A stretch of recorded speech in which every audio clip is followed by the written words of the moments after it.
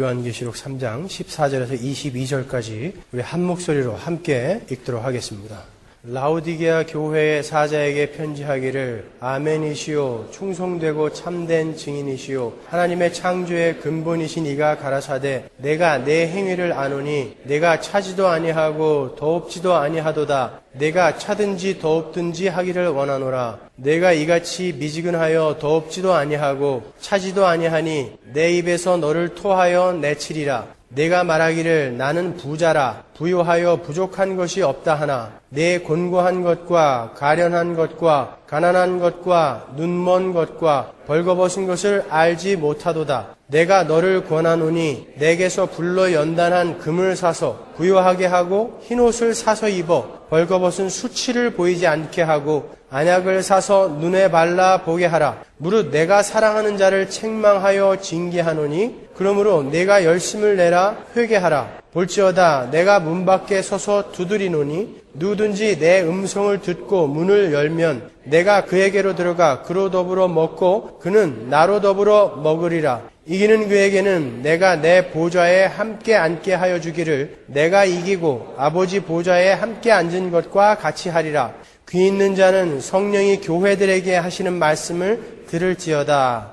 아멘. 오늘 라오디게아 교회에 보내는 편지를 마치면 7교회에 보내시는 7편지는 끝이 나는 것입니다. 주님께서 7교회에 보내시는 7편지는 사탄이 교회 시대를 통해서 교회를 어떻게 미혹할 것인가에 대한 충고와 조언이 담겨져 있는 거라고 그랬죠? 잠깐 리뷰를 해볼까요? 우리는 에베소 교회에 보내는 편지를 공부하면서 교회가 첫사랑을 잃어버린 그런 이파리만 풍성한 행위, 그러니까 바른 복음에 근거한 은혜로 말미암은 자발적이요 자연적인 성도로서의 행위가 아닌 가식적이고 외식적인 자기 자랑, 자기의 그러한 행위가 교회를 엉터리로 만들 수 있다는 것을 우리가 배웠습니다. 그리고 서머나 교회에 보내는 편지를 공부하면서 사탄은 환난과 궁핍과 핍박으로 교회를 좌절시키고 낙담시키려고 하지만 예수 그리스도 안에서 예수 그리스도로 말미암아 구원을 얻은 하나님의 백성들은 그 환난과 핍박과 궁핍에 굴하지 않고 죽도록 충성을 한다는 것을 우리가 배웠습니다. 그리고 버가모 교회에 보내는 편지를 공부하면서 사탄은 발람의 교훈과 니골라당의 교훈 같은 잘못된 교리와 교훈을 교회로 스며들게 해서 하나님을 믿는다고 하는 사람들이 우상을 섬기고 행음을 하게 만든다는 것도 우리가 배웠죠. 정신을 똑바로 차리지 않고 그저 육신의 정욕, 안목의 정욕, 이생의 자랑 이런 것들만 쫓다 보면 언제든지 그러한 잘못된 교리에 현혹될 수 있다는 것을 우리가 함께 공부했어요. 그리고 두아디라 교회에 보내는 편지를 공부하면서 사탄이 교회를 이세벨의 가르침인 우상숭배나 신비주의, 기복주의 같은 그런 엉터리 교리로 미혹한다는 것을 우리가 배웠습니다. 그리고 사대교회에 보내는 편지를 공부하면서 사탄은 교회에게 하나님과 아무 관계가 없는 많은 일을 하게 만들고 또 사람도 많이 모아주고 물질도 풍성하게 공급해주고 건물도 크게 짓고 그렇게 만들어 주어서 그 자체에 만족하게 만들어버리는 그러한 죽은 믿음을 가진 자들로 만들려고 우는 사자처럼 교회를 미혹한다는 것을 우리가 배웠습니다. 그리고 지난주에 빌라델비아 교회에 보내는 편지를 공부하면서 사탄은 때로 가난과 궁핍과 초라함으로 교회를 낙담시키려고 하지만 그럼에도 하나님의 참 교회는 예수 그리스도의 지키심과 보호하심으로 낙담하지 않고 오히려 소망을 바라보면서 이겨낸다는 것을 우리가 배웠어요. 이 7교회에 보내는 편지의 내용은 전체 요한계시록의 요약입니다, 여러분. 그 내용을 점진적이며 반복적으로 기술을 해가면서 영광스러운 결론을 맺는 것이 바로 요한계시록의 내용이에요. 그러니까 이 7교회의 내용만 잘 숙지하고 계셔도 전체 요한계시록의 내용을 쉽게 이해하실 수가 있는 것입니다. 그럼 주님께서 라오디게아 교회에게 보내는 편지를 한 절 한 절 공부해 보도록 하겠습니다. 라오디게아라는 도시는 교통의 요충지였어요. 그리고 상업과 무역이 아주 발달한 그런 도시였습니다. 부자였어요. 인구도 많았습니다. 그래서 그 당시에 은행업이 발달해 있었어요. 그리고 아주 유명한 의술학교하고 의료시설이 있던 도시였습니다. 그 의료시설에서는 안지를 낫게 하는 세계적으로 유명한 안약이 생산됐습니다. 그리고 그것이 전 세계로 수출이 됐어요. 그리고 라오디게아에서 북쪽으로 6마일 떨어져 있는 곳에는 아주 유명한 온천이 있는 히에라폴리스라는 도시가 있었고, 남쪽으로 10마일 떨어진 곳에는 우리가 잘 아는 골로새 교회가 있는 골로새라는 도시가 있었어요. 그곳은 아주 차갑고 맑은 생수로 유명한 곳이죠. 그런데 라오디게아라고 하는 그 도시는 식수가 형편없었어요. 석회처럼 보이는 진흙이 물에 섞여 있었기 때문에 마실 수가 없었습니다. 그래서 이웃 도시인 히에라폴리스의 그 뜨거운 온천수, 그리고 골로새의 그 차가운 생수를 수로를 통해서 대 먹었다고요. 식수로. 근데 그것이 라오디게아까지 오면서 미지근하게 식었단 말이에요. 그래서 그것을 퍼먹으면 토했다고 그래요, 사람들이. 이러한 배경들을 잘 알고 계시면 오늘 본문을 이해하는데 많은 도움이 될 것입니다. 먼저 14절을 보겠습니다. 라오디게아 교회의 사자에게 편지하기를 아멘이시오 충성되고 참된 증인이시오 하나님의 창조의 근본이시니가 가라사대. 주님께서 자신을 가리켜서 아멘이시오 충성되고 참된 증인이시오 하나님의 창조의 근본이시다 이렇게 말씀하세요. 아멘이라는 말은 히브리어죠. 확실하고 참되다 이런 뜻입니다. 이 단어는 원래 하나님을 묘사하는 데 쓰이는 단어예요. 이 구절은 이사야서 65장으로 가보면 확인할 수 있습니다. 이사야서 65장 16절로 가겠습니다. 이러므로 땅에서 자기를 위하여 복을 구하는 자는 진리의 하나님을 향하여 복을 구할 것이요 땅에서 맹세하는 자는 진리의 하나님으로 맹세하리니 이는 이전 환란이 잊어졌고 내 눈앞에 숨겨졌음이니라. 원래 이사야서 65장을 다 읽어야 되는데 시간이 없으니까 제가 한 절만 읽어드리는 거예요. 이 이사야서 65장의 내용은요, 하나님께서 이스라엘의 죄를 심판할 것이며 그 중에 하나님의 백성들을 다른 이름으로 부르시겠다라는 그런 내용이거든요. 그리고 이제 우리가 지금 읽은 16절이 그 안에 들어가 있는데, 여기서 진리의 하나님을 향하여 복을 구할 것이요를 히브리어로 보면 이트바렉 벨로헤 아멘이라는 뜻이에요. 정확히 번역을 하면 아멘의 하나님으로 복을 빌며 이런 뜻이에요. 아멘의 하나님, 그리고 진리의 하나님으로 맹세하리니 이 말도 이사바 벨로헤 아멘이라는 뜻이거든요. 아멘 하나님으로 맹세할 것이다 이런 뜻이에요. 하나님을 아멘 하나님이라고 표현을 하죠. 그러면 아멘 하나님의 의미가 무엇인지 설명을 해드릴게요. 지금 우리가 읽은 16절은 하나님께서 죄인들을 심판하고 하나님의 백성들을 다른 이름으로 불러내시리라는 언약을 하셨으므로, 그 언약을 하셨으므로 복을 구하는 자들은 아멘 하나님께 복을 구하고, 그러니까 이 언약과 이 아멘이라는 것은 밀접한 관련이 있는 거예요.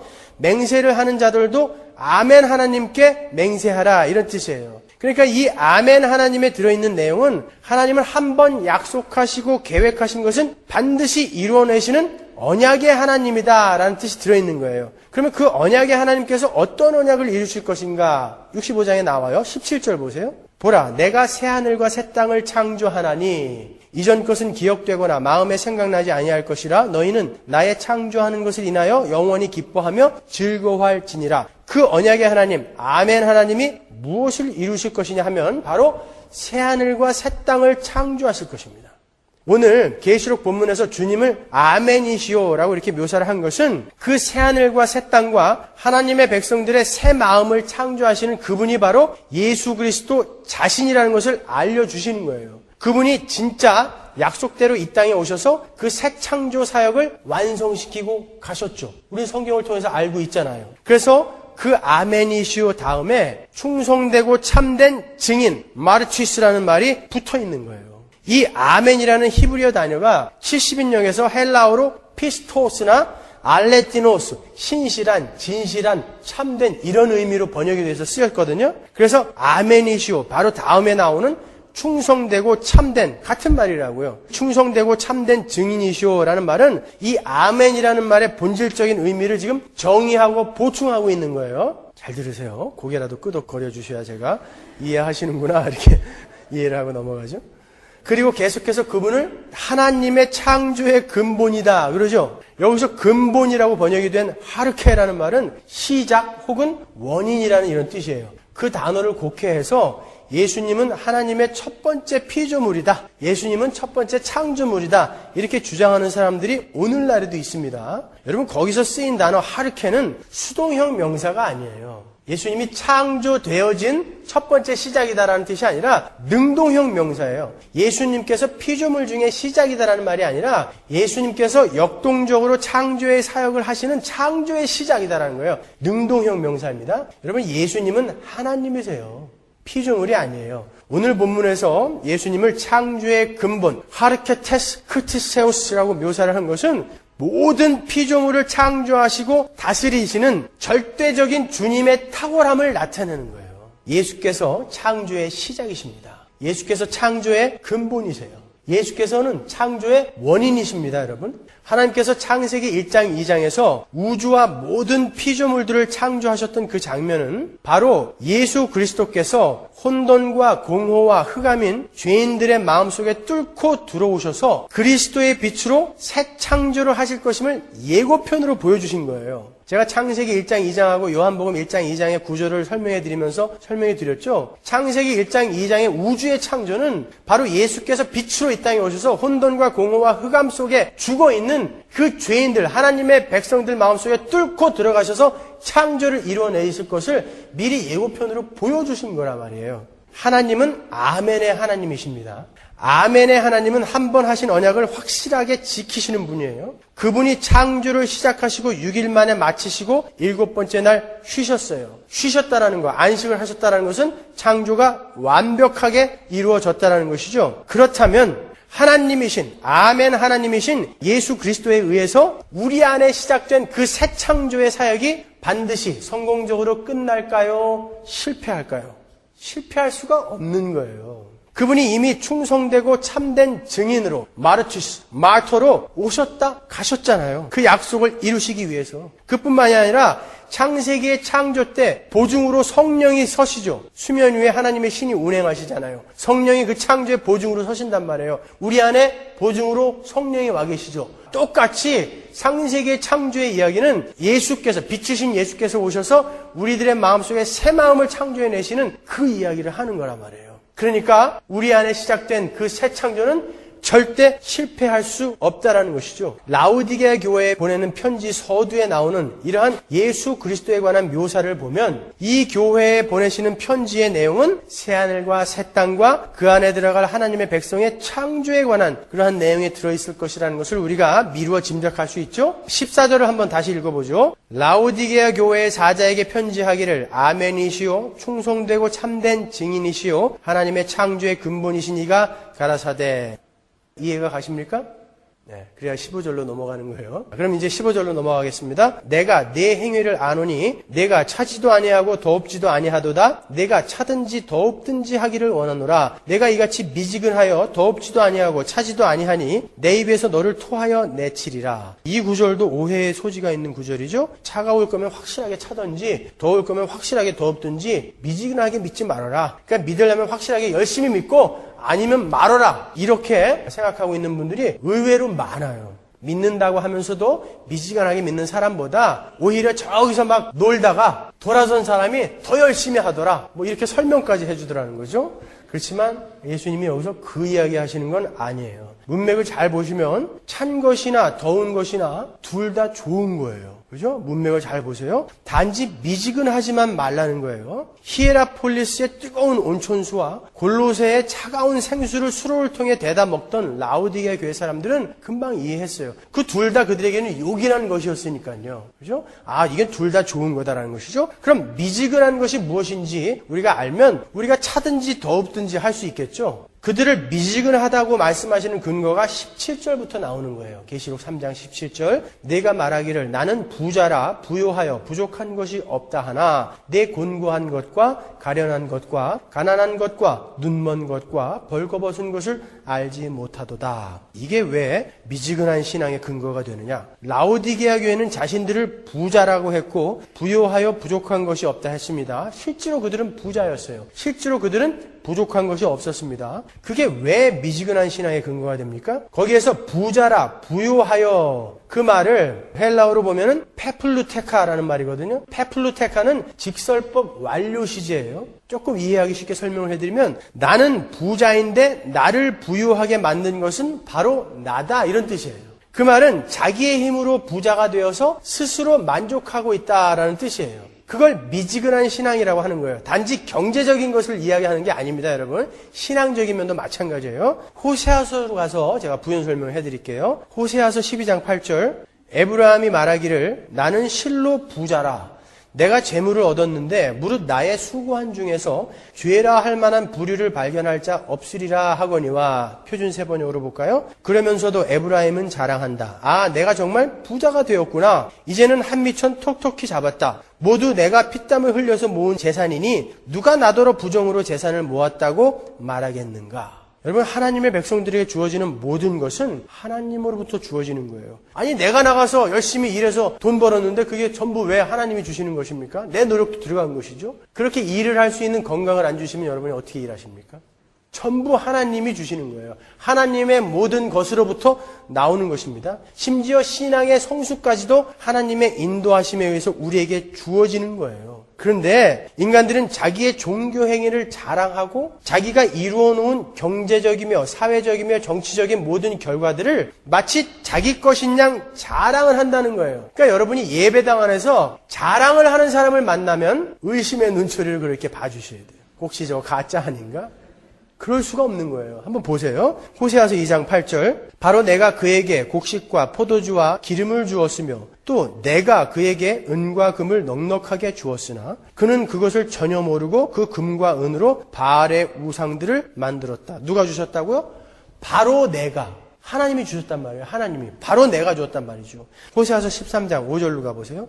나는 저 광야에서 그 메마른 땅에서 너희를 먹이고 살렸다. 그들을 잘 먹였더니 먹는 대로 배가 불렀고 배가 부를수록 마음이 교만해지더니 마침내 나를 잊었다.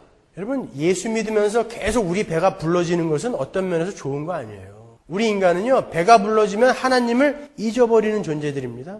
하나님께서 지금 에브라임이 배부르고 등 따스우니까 하나님을 잊었다 이렇게 말씀하세요. 에브라임이 정말 하나님을 잊었습니까? 에브라임은 계속해서 하나님께 예배를 드렸고 제사를 드렸던 자들입니다. 순교도 했습니다, 여러분. 그런데 하나님은 그들이 하나님을 잊었다 그래요.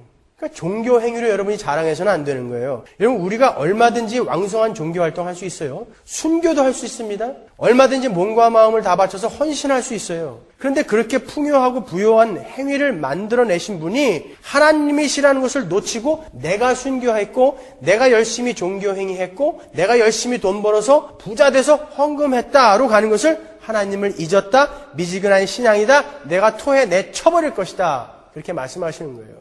만약에 어저께 우리가 그렇게 콘서트를 딱 해놓고 진짜 우리 교회는 좋은 교회야. 어떻게 교인들이 그렇게 열심히 할 수 있어? 만약에 그렇게 여러분이 정리를 하셨다면 우리 교회는 미지근한 교회인 거예요. 하나님께서 토에 내쳐버릴 교회인 거예요. 그러면요. 하나님이 하신 것이죠. 뭔가 목적과 계획이 있으셔서 하나님이 하신 것이죠.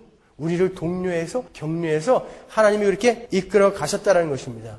예수님께서는 계속해서 그러한 자들이 실상은 가난하고 눈멀고 벌거벗었다 이렇게 말씀하세요. 아니, 부자였어요. 굉장히 풍성한 열심과 노력과 결과물을 만들어낸 사람들입니다. 그런데 주님이 그들을 가난하고 눈멀고 벌거벗었다 이렇게 말씀하세요. 여러분, 세상은 하나님의 부요와 하나님의 복을 아주 교묘하게 흉내를 내서 우리를 미혹합니다, 여러분. 그런 것을 우리에게 안전감을 느끼게 해줍니다. 예를 하나 들어드릴게요. 여러분, 돈 좋아하시죠? 돈은 참 편리함을 줍니다. 온 세상이 그 돈 앞에 머리를 숙이는 것 같아요. 제가 20대 때부터 아주 좋은 차를 타고 다녔어요. 제가 아주 헛바람이 들어가지고 꿈이 커가지고요. 무지하게 좋은 차를 타고 다녔어요. 그런데요, 제 친구들이 어느 순간부터 제 앞에서 주눅이 들기 시작하더라고요. 그런데 제가 그걸 은근히 즐겼어요. 그리고 어느 순간부터는 걔네들을 저 아래에 있는 사람을 이렇게 보게 되더라니까요. 근데 미국에 와가지고 신학 공부하면서 진짜 끼니 걱정을 해야 될 정도로 가난했어요. 800불짜리 중고차 타고 다니면서 시동 거는데 30분씩 걸렸어요. 일주일 동안 아이를 굶겼어요. 아이들을요. 먹을 것이 없어서. 그랬더니 사람들이 무시하기 시작합니다. 옛날에 제 앞에서 제 이름도 못 불렀던 인간들이 이제 저를 무시하기 시작해요. 그런 거예요. 돈은 편리함을 줘요, 우리에게. 힘을 줍니다. 그리고 우리에게 착각하게 만들어요. 나는 힘을 갖고 있는 존재다라고 착각을 하게 만들어요. 그래서 진짜 참된 부요와 참된 기쁨을 놓치게 만들어버리는 거예요. 우리는 말씀 때문에 그리고 하나님의 그 언약 때문에 그 소망으로 말미암아 기쁘고 안정감을 느끼고 부요함을 느껴야 하는 자들이에요.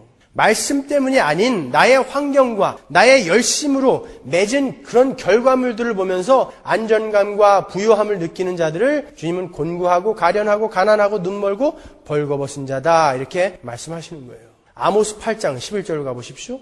주 여호와께서 가라사대 보라 날이 이를지라 내가 기근을 땅에 보내리니 양식이 없어 주림이 아니며 물이 없어 가람이 아니요 여호와의 말씀을 듣지 못한 기갈이라. 표준 세 번역으로 읽어드릴게요. 그날이 온다. 나 주 하나님이 하는 말이다. 내가 이 땅에 기근을 보내겠다. 사람들이 배고파 하겠지만 그것은 밥이 없어서 겪는 배고픔이 아니다. 사람들이 목말라 하겠지만 그것은 물이 없어서 겪는 목마름이 아니다. 주의 말씀을 듣지 못하여서 사람들이 굶주리고 목말라 할 것이다. 누가 가난한 자라는 거예요? 말씀이 없는 자들, 말씀을 이해하지 못하는 자들, 바른 복음을 깨닫지 못한 자들을 가난하다 이렇게 이야기하는 거예요. 여러분 우리는 하나님을 알면 알수록 우리의 작고 더러움을 더욱더 발견하게 됩니다. 그래서 하나님 혹시 저 가짜 아닙니까? 이런 반응이 나올지언정 나는 다른 사람하고 달라. 나는 다른 사람보다 더 열심히 노력하고 있어. 더 열심히 착하게 살려고, 더 열심히 깨끗하게 살려고 노력하고 있어. 난 더 열심히 성경 공부하고 있다. 난 진짜 잘하고 있어. 신앙적인 면이나 사생활이나 난 참으로 부유하고 만족한 삶을 살고 있어. 이런 반응은 나올 수 없다라는 거예요. 오히려 그 빛이신 하나님 앞에 가까이 가게 될수록 우리가 자꾸 드러나게 되니까 하나님 진짜 내가 구원받은 자 맞습니까? 사도 바울처럼 하나님 내가 바로 죄인 중에 괴수입니다. 이렇게 점점 자기가 드러나는 거예요. 우리가 자꾸 점점 어떻게 더 깨끗한 모습을 깨끗한 삶을 만들어서 하나님 앞에 이렇게 드리는 것이 아니라 점점 우리가 드러남으로 해서 그럼에도 불구하고 나를 구원해 주신 그 하나님이 너무나 감사해서 우리의 삶이 조금씩 변화되어져 가는 거예요. 그 신분에 맞게 살기 위해서 변화되어져 가는 것, 그것을 성화라고 하는 거예요. 그런데 어떻게 그러한 그리스도인의 삶 속에서 자랑이 나올 수 있냐고요. 말씀을 많이 공부해서 내가 너보다 더 말씀을 많이 알아. 그게 자랑이 됩니까? 누가 이해하게 만들어 주셔야 이해할 수 있는 거예요. 그 말씀은. 하나님이 이해시켜 주시지 않으면 이해할 수 없는 거예요. 근데 그게 지 자랑이 될 수 있어요? 오히려 다른 사람들을 보고서 기도해 줘야죠. 하나님 나에게 허락하신 이 은혜가 저들에게도 동일하게 임하게 해 주십시오라고 기도하는 마음으로 가야지 어떻게 그걸 갖고 자랑을 할 수가 있어요. 내가 부자라고, 내가 교회에서 일 많이 한다고 그런 것들이 우리의 자랑이 될 수 있냐고요. 진짜 그리스도인이 맞다면. 그렇지 않아요. 그렇지 않습니다. 점점 우리는 겸손해질 수밖에 없어요. 점점 그 하나님 앞에 밝히 드러나기 때문에 점점 더 겸손해질 수밖에 없어요. 점점 뒤로 숨을걸요 아마? 우리 하림이가 지 홈피에다가 제목을 이렇게 써놨다고 그래요. 언제 어떻게 봐도 나는 완전 가짜다. 잘 가고 있는 거예요. 제가 잠만 조금 줄이면 참 괜찮은 애인데 그 잠 때문에 그렇게 가는 거예요. 하나님을 알면 알수록 나는 완전히 가짜 같은 거예요. 그리스도인은 그렇게 드러나는 거예요. 어디서 자랑이 있어요? 그럴 수 없는 겁니다, 여러분. 파스칼이 방세에다가 이런 말을 썼어요. 세상에는 자기를 죄인시하는 의인과 자기를 의인시하는 죄인 두 종류의 사람밖에 없다.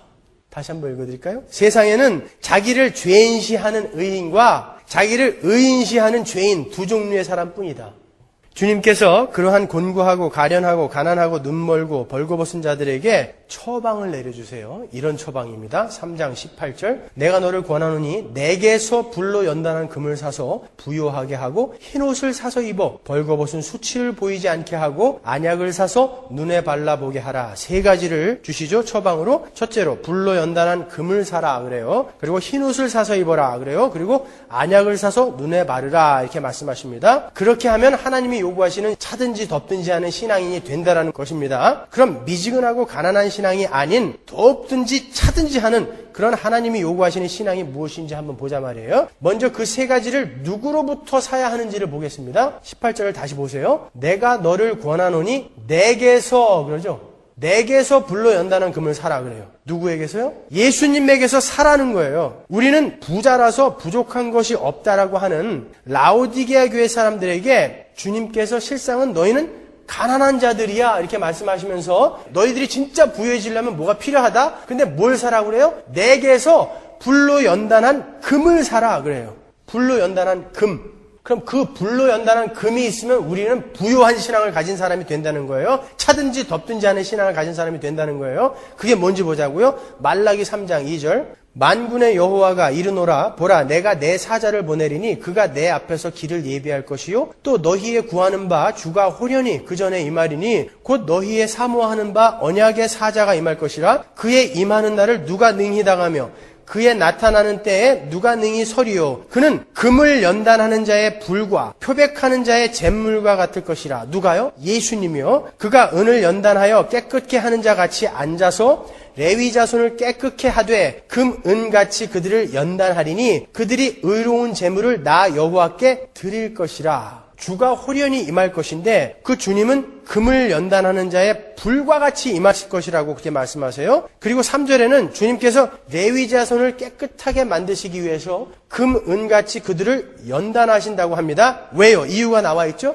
그들이 의로운 제물을 하나님께 드리게 만들기 위해서 금, 은을 연단하듯이 연단한다는 거예요. 여기서 연단이란 말은 재련이란 말이거든요. 금, 은을 재련할 때 섭씨 2000도가 넘는 불로 뗍니다, 여러분. 왜요? 불순물을 제하기 위해서 떼요. 그러한 시간이 반드시 그리스도인의 삶에는 필요하다는 거예요. 주님께서 하나님의 백성들에게 임하셔서 그들의 소원을 들어주고 문제를 해결해 주러 오시는 것이 아니라 불로 연단을 하러 오시는 거예요. 기독교가 여기서 오해가 된 거예요, 여러분. 주님은 금, 은을 재련하는 것처럼 불로 하나님의 백성들을 연단해서 점도 없고 흠도 없는 자로 만드시기 위해서 이 땅에 오시는 것이지 여러분의 소원 들어주고 여러분 장사 잘 되게 해주고 여러분 병 낫게 해주고 그거 하러 오신 거 아니에요.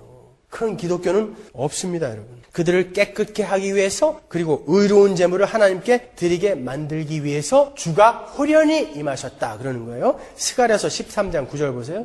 내가 그 3분의 1을 불 가운데 던져 은같이 연단하며 금같이 시험할 것이라. 그들이 내 이름을 부르리니 내가 들을 것이며 나는 말하기를 이는 내 백성이라 할 것이요. 내 백성을 던져버린다는 거예요. 시험에. 그들은 말하기를 여호와는 내 하나님이시라 하리라. 하나님의 백성들을 시험하신다고 그래요. 은같이 연단하고 금같이 시험하신답니다. 베드로전서 1장 6절 그러므로 너희가 이제 여러 가지 시험을 인하여 잠깐 근심하게 되지 않을 수 없었으나 오히려 크게 기뻐하도다. 너희 믿음의 시련이 불로 연단하여도 없어질 금보다 더 귀하여 예수 그리스도에 나타나실 때에 칭찬과 영광과 존귀를 얻게 하려 함이라. 뭐 하려고 우리를 그렇게 연단하신다고요? 예수님이 임하실 때에 칭찬과 존귀와 영광을 얻게 하기 위해서 연단하신다는 거예요.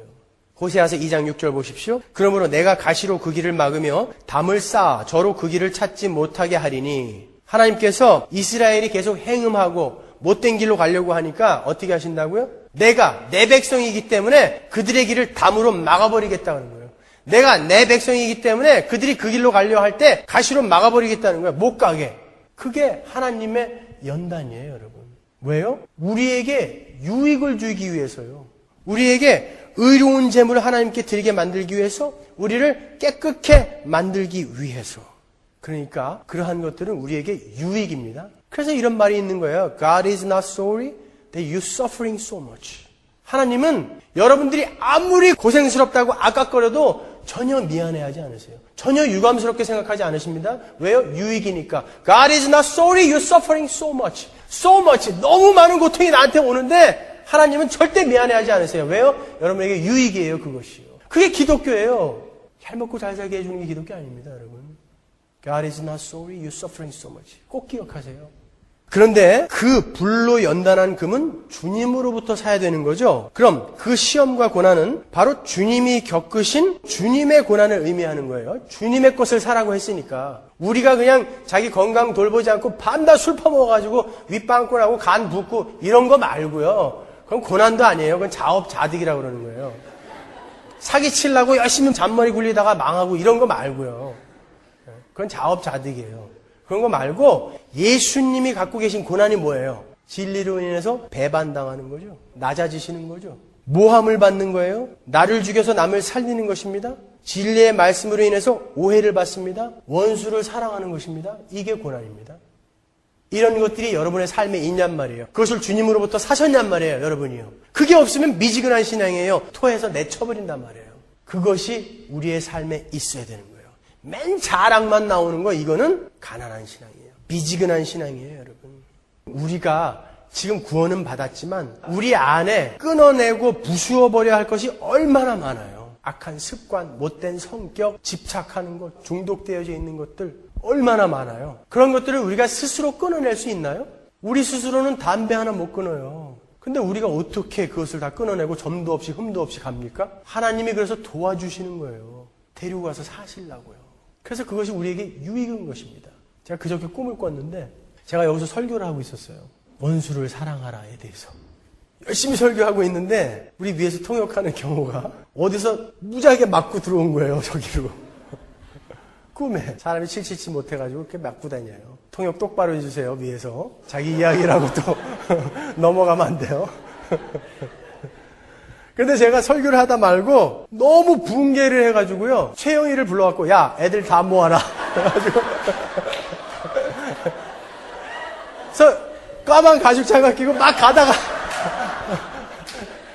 가다가 라디오가 갑자기 켜져가고 깼어요. 하나님이 너 지금 뭐하냐 그러는 것 같았다.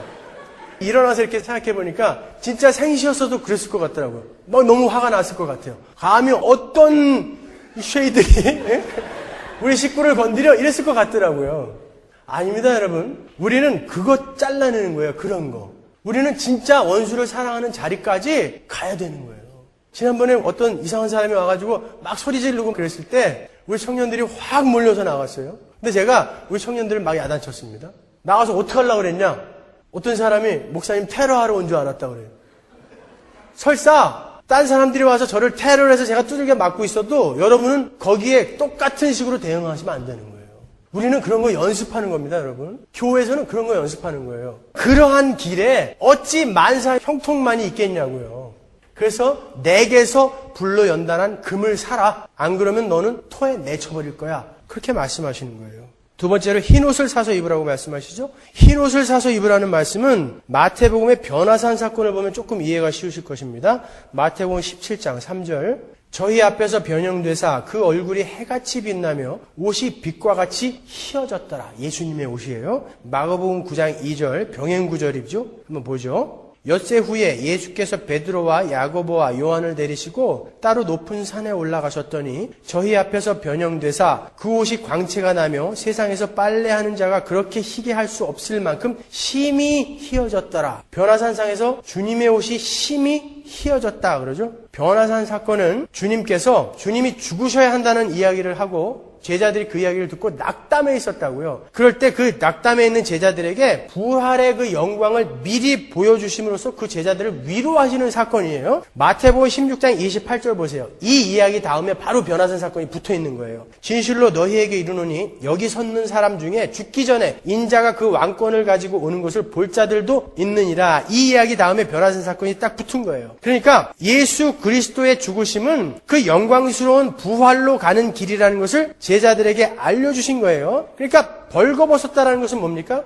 그 예수 그리스도의 십자가와 이 부활의 의미, 이것을 정확히 이해하고 있지 못하는 것을 이야기하는 거예요. 한마디로 교리가 부실하다는 것이죠. 예수 그리스도께서 흰옷을 사서 입으라는 것은 십자가와 이 부활의 복음을 바로 이해하고 그 십자가의 삶이 영광스러운 부활로 가는 길임을 깨달아서 참된 부유의 삶을 살라고 충고하는 것이며 그렇게 살고 있는 자들에게 격려해 주시는 거예요. 야, 너희들 지금 힘들지? 정말 하나님이 어디 계셔? 하나님이 안 계신가 봐. 나에게서 눈을 돌리셨나 봐. 이렇게 생각하고 있겠지만 아니다. 그게 진짜 그 영광스러운 부활로 가는 삶이야. 이렇게 이야기해 주시는 거예요. 그것을 바로 깨닫고 있는 사람들이 흰옷을 사서 입은 사람들입니다. 그걸 바로 알고 계세요, 여러분? 그러면 여러분 삶에 절망이나 자포자기나 좌절이란 있을 수 없는 거예요. 진짜 여러분이 예수 그리스도로부터 흰옷을 사서 입으신 분이라면 그런 것은 여러분의 사전에서 지워버리셔야 되는 거예요. 그것이 바로 흰옷을 사서 입었다라는 의미입니다. 그리고 세 번째로 안약을 사서 바르라고 하시죠. 안약으로 유명했던 라오디게아 교회 사람들에게는 쉽게 이해가 갔을 것입니다. 그리스도에게서 사야 하는 안약, 그 안약이 뭘까요? 예수께서 안약이 되셔서 소경을 고쳐주시는 사건이 복음서에 많이 나오죠. 그중에서 요한복음 9장의 사건을 간단하게 한번 살펴보고 넘어가죠. 9장 1절 예수께서 길 가실 때에 날 때부터 소경된 사람을 보신지라 제자들이 물어 가로되 랍비여 이 사람이 소경으로 난 난 것이 네 죄로 인함이오니이까 자기오니이까 그 부모니이까. 예수께서 대답하시되 이 사람이나 그 부모가 죄를 범한 것이 아니라 그에게서 하나님의 하시는 일을 나타내고자 하심이니라. 때가 아직 낮음에 나를 보내신 이의 일을 우리가 하여야 하리라. 밤이 오리니 그때는 아무도 일할 수 없느니라. 내가 세상에 있는 동안에는 세상의 빛이로라. 이 말씀을 하시고 땅에 침을 뱉아 진흙을 이겨 그의 눈에 바르시고 이르시되 실로암 못에 가서 씻으라 하시니 이에 가서 씻고 밝은 눈으로 왔더라.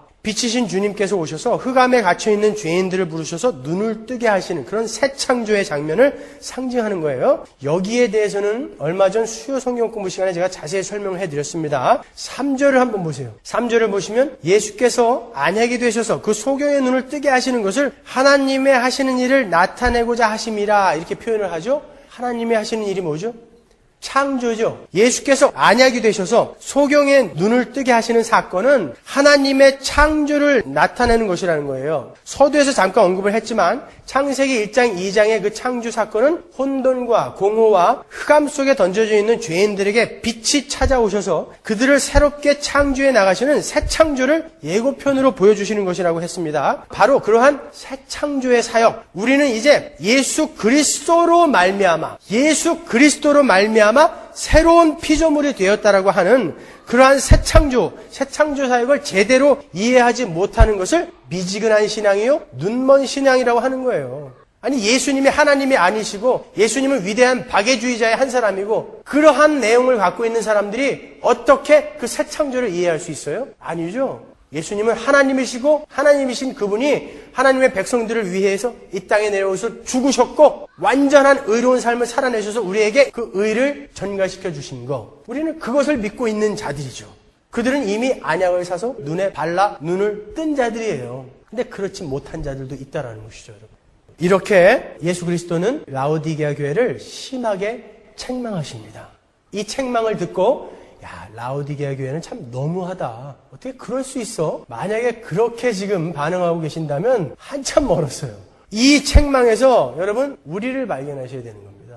우리가 과연 이 라오디게아 교회처럼 이렇게 살고 있지는 않은가? 우리를 돌아보아야 되는 거예요. 우리를요. 이 자리에 혹시 곤고하고 가련하고 가난하고 눈멀고 벌거벗은 그런 분들이 계시지 않습니까? 갑자기 마음이 막 무거워지시지 않으세요? 그러나 여러분 안심하십시오. 그렇게 책망하신 주님이 바로 그 다음 구절에 이렇게 표현을 하십니다. 무릇 내가 사랑하는 자를 책망하여 징계하노니 그러므로 내가 열심을 내라 회개하라. 그렇게 야단치고 책망을 하신 라오디게아 교회를 예수님께서 내가 사랑하는 자다 이렇게 말씀하세요. 사랑하시기 때문에 이렇게 책망하시고 징계하시는 거예요, 지금요. 내 사랑하는 자, 빌라델비아 교회에게 말씀하셨던 그 단어를 라오디게아 교회에게도 그대로 쓰신다니까요. 내 사랑하는 자. 그러니까 우리에게 징계가 오고 우리에게 예수 그리스도의 책망이 오는 것은 예수님이 우리를 사랑하신다는 증거예요. 예수님의 책망과 하나님의 책망과 징계가 우리 삶에 있다라는 것은 그것이 바로 하나님의 열심의 증거인 것입니다. 하나님이 내가 너를 아직도 포기하고 있지 않아 라는 그 하나님의 열심의 증거인 거예요. 그런 것이 없을 때에 오히려 여러분은 불안해하셔야 되는 거예요. 사랑하는 너이기 때문에 내가 책망하고 징계한다 그러시잖아요. 여러분 사랑의 반대말이 뭔지 아세요? 미움 아니에요. 무관심이에요. 사랑하지 않는 사람들에게는 관심이 아예 없어요. 왜 책망을 해요? 왜 징계를 내립니까? 우리 옆집 아이가 도둑질했다고 제가 괜히 가서 책망하고 그러지 않잖아요.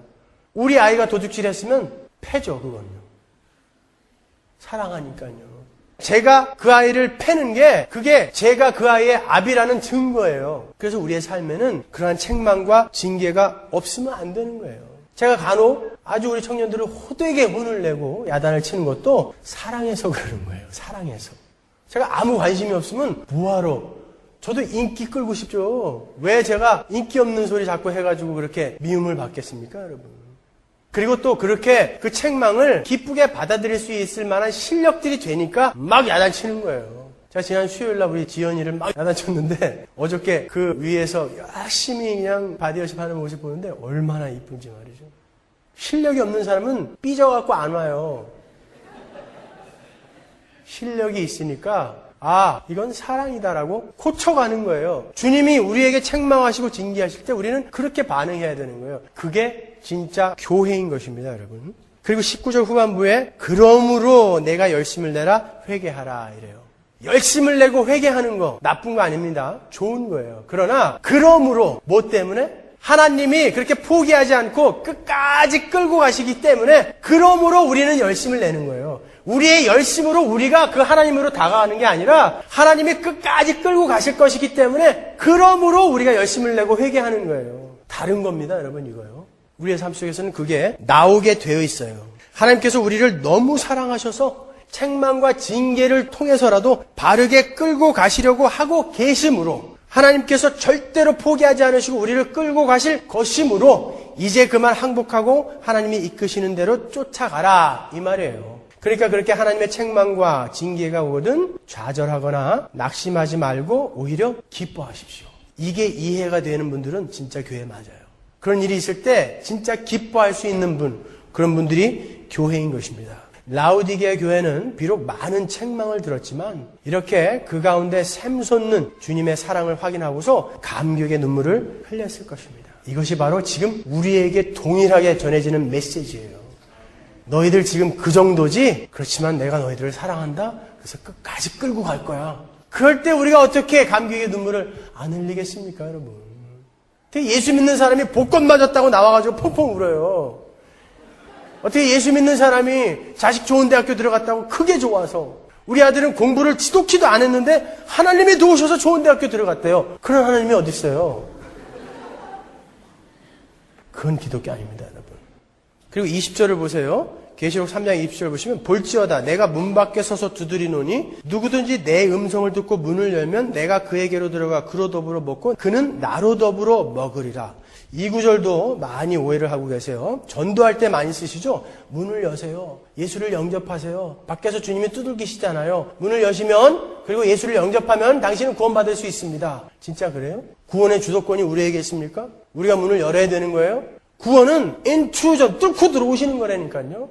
여러분 그렇게 구원받으셨어요? 밖에서 두들겼는데 열까 말까 그러다가 열어주자. 그렇게 구원받으셨어요? 성화라고 그려놓은 거 보면은 예수님이 밖에서 문을 두들기고 계신데 너무 초라하고 간절하게 문을 두들기고 계신데 그 밖에는 문고리가 없어요. 안에는 문고리가 있는데 아주 교만한 어떤 인간이 열까 말까 이런 거를 성화라고 그려놨다고요? 아니에요, 여러분. 그런 거 아니에요. 예수님이 누구예요? 천지의 주인이십니다. 천지의 주제예요. 그분이 초라하게 문 좀 열어줘. 이렇게 두들기실까요?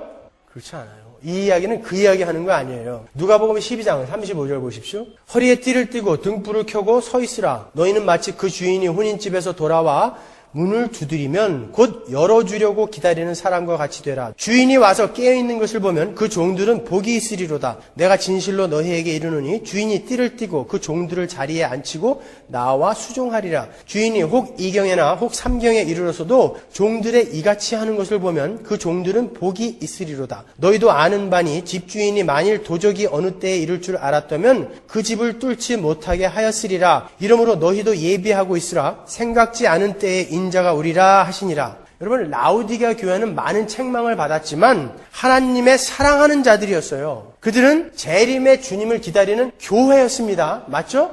이 누가복음 12장 35절 이하도 바로 재림하시는 주님을 기다려야 하는 제자들에게 하시는 말씀이에요. 그럼 주님께서 두드리시는 문은 누구네 집이에요? 누구네 집 문입니까? 예수님 집 문이에요. 우리 집 문이 아니라 주님 집 문이라니까요. 36절 보시면 너희는 마치 그 주인이 혼인집에서 돌아와 문을 두드리면 곧 열어주려고 기다리는 종이란 말이에요. 우리는요. 주인이 자기 집 문을 두드리는 거예요. 그리고 주권적으로 들어가는 거예요. 비슷한 말 같지만 완전히 다른 거예요. 계시록 3장 20절을 다시 한번 보세요. 볼지어다 내가 문 밖에 서서 두드리노니 누구든지 내 음성을 듣고 문을 열면 누구든지 내 음성을 듣고 문을 열면이라고 되어 있죠. 그 구절은 에안이라는 헬라어로 시작되는데 그의 영어에 if라는 거예요. if절이에요. if절. 이 단어에 듣고 열면이 다 걸리는 거예요. 그러니까 내 음성을 듣고 문을 여는 것은 두 동작이 아니라 하나인 거예요. 하나. 듣는 사람은 열게 되어 있다 이런 뜻이에요.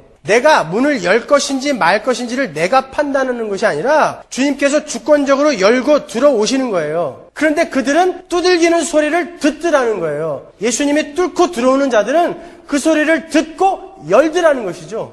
열어서 어떻게 한다고요? 그분을 주인으로 모시고 종으로 내가 섬기는 거예요. 만일 여러분이 예수를 믿고 지금 예수를 주로 섬긴다고 하면서 여전히 여러분의 인생을 자기 것으로 생각하고 자기 마음대로 살고 계시다면 여러분 다시 생각해 보셔야 돼요. 여러분은 아직 문을 열지 않은 분인지 몰라요. 주님이 그 안에 계시지 않은데 어떻게 그 사람이 문을 연 자예요? 문을 열지 않은 자는 그 음성을 못 들은 사람이죠. 주님의 음성을 못 들은 사람은 누굽니까? 그 사람을 불신자라고 하는 거예요. 주님은 뚫고 들어오세요. 주님이 뚫고 들어와 그 안에 좌정하고 있는 자들은 반드시 주님을 주인으로 모십니다. 그래서 주라고 부르잖아요. 그분을 주 예수님, 주 하나님 이렇게 부르잖아요. 그 삶이 반드시 나오게 돼 있는 거예요. 그리고 그러한 자들과 함께 우리 주님께서 함께 더불어 먹겠다 그래요. 그게 뭐 그렇게 대단한 거냐 이렇게 생각하실지 모르겠지만 히브리 사람들에게 있어서는 함께 먹는다는 것은 대단한 거예요. 아무하고나 함께 먹지 않습니다, 여러분. 그래서 다윗이 요나단의 아들 무비보셋을 대우해 줄 때 너는 이제 항상 내 상에서 나와 함께 먹자. 뭐 그게 대단한 거라고 그렇게 이야기합니까? 아니요. 그들에게는 대단한 거예요. 이 말은 만일 너희들이 내가 문을 두들겼을 때 내 음성을 알아듣고 문을 열고 나를 영접한 자들이라면 너희들은 나와 함께 먹고 마시는 그러한 친밀한 관계가 될 것이다. 누구와? 예수님과요. 천지를 창조하신 하나님과 우리가 그런 관계가 될 것이다 라는 그런 엄청난 말인 거예요. 이것은요. 여러분, 여러분의 삶에 주님으로부터 산 불로 연단한 금이 있으십니까? 여러분들의 삶에 주님으로부터 산 흰옷이 있습니까? 여러분은 주님으로부터 산 안약으로 여러분의 눈을 밝히 뜨고 계십니까? 그런 사람들은 주님의 음성을 듣습니다. 그런 사람은 주님의 음성을 듣고 문을 엽니다. 그래서 주님께서 이끄시는 대로 따라갑니다. 왜 계시록 나중에 공부하겠지만 그 새하늘과 새 땅에 모인 백성들은 어린 양이 인도하는 대로 어린 양이 이끄는 대로 따라가는 자들이더라 그러잖아요. 어디로요? 만사 형통의 길로? 삐까번쩍한 황금길로? 출세의 길로? 그런 길로만 끌고 가실까요? 우리 주님이요? 그런 길로 끌고 가실 수도 있어요. 그거 안 주면 삐져서 신앙생활 안 할 사람들이요. 그 길로만 끌고 가시지 않고 때로는 정말 사망의 음침한 골짜기 같은 곳으로 끌고 가신다니까요. 그래도 따라가는 거예요. 왜요? 주인이 끌고 가니까. 내 안에 이미 들어와 있는데 어떻게 해요? 기쁘게 끌려가는 자들. 그들이 바로 차든지 덥든지의 신앙을 갖고 있는 사람들이에요. 여전히 자기의 유익만을 위해서, 여전히 자기 자랑만을 위해서 이렇게 하나님을 이용하는 자들을 미지근한 신앙을 갖고 있는 자들이다 이렇게 이야기하는 것입니다. 그렇게 불로 연단한 금을 사고 흰옷을 사고 안약을 사서 바르게 신앙생활을 하고 있는 자들, 그들을 이기는 자다라고 이렇게 말씀해 주세요. 그러면서 21절에 이기는 그에게는 내가 내 보좌에 함께 앉게 하여 주기를 내가 이기고 아버지 보좌에 함께 앉은 것과 같이 하리라 그래요. 내 보좌에 나와 함께 앉게 해주겠다는 거예요. 공동상속자, 유니언 크라이스트. 예수의 대접을 해주겠다는 것입니다. 여러분, 우리에게요. 그게 기다리고 있는데 뭘 그런 거 가지고 낙담하고 좌절하고 그러세요, 여러분. 진짜 이 소망이 있으신 분들은 그렇게 쉽게 포기하고 자포자기하고 좌절하고 절망하고 그러지 않습니다. 여러분 힘을 내십시오. 라오디게아 교회는 심한 책망만 받은 그런 교회처럼 보이지만 실은 우리 주님은 이 교회에 보내는 편지, 이 이야기를 통해서 하나님의 진정한 위로와 복이 무엇인가를 우리에게 잘 가르쳐 주시는 거예요. 우리는 그렇게 불가능하고 연약하여 책망만 받아 마땅한 자들이지만 그러한 우리를 하나님께서 하나님의 사랑으로 감싸고 책망하시며 때로는 징계하시며 결국은 하나님의 귀한 자녀로 만들어 내시고야 마신다는 그런 하나님의 열심을 우리는 그 편지에서 읽을 수 있어야 하는 거예요. 다시 한번 말씀드린다. 여러분 자포자기하지 마십시오. 포기하지 마십시오. 절망하지 마십시오. 왜요? 우리의 신앙의 성패가 우리의 열심과 노력에 달려있는 것이 아니라 하나님의 열심에 달려있기 때문에 그래요. 그러니까 안심하시란 말이에요. 하나님이 그 열심으로 자식을 죽이면서까지 우리를 살려낸 그 고집스러운 열심으로 우리를 끌고 가실 거예요. 그러니까 나는 가짜인가 봐 이런 생각이 들 때마다 하나님 그럼에도 불구하고 나를 위해 예수를 이 땅에 보내셔서 죽이셨으니 제가 어찌 여기에 머물겠습니까? 한 발 일어나는 거예요. 그게 그리스도인입니다, 여러분. 여러분의 실력과 여러분의 소유로 여러분의 안전의 근거를 삼지 마시고 하나님의 열심으로 여러분의 안전과 행복의 근거를 삼으십시오. 그 사람들이 진짜 부유한 신앙을 가진 사람들입니다. 기도하겠습니다.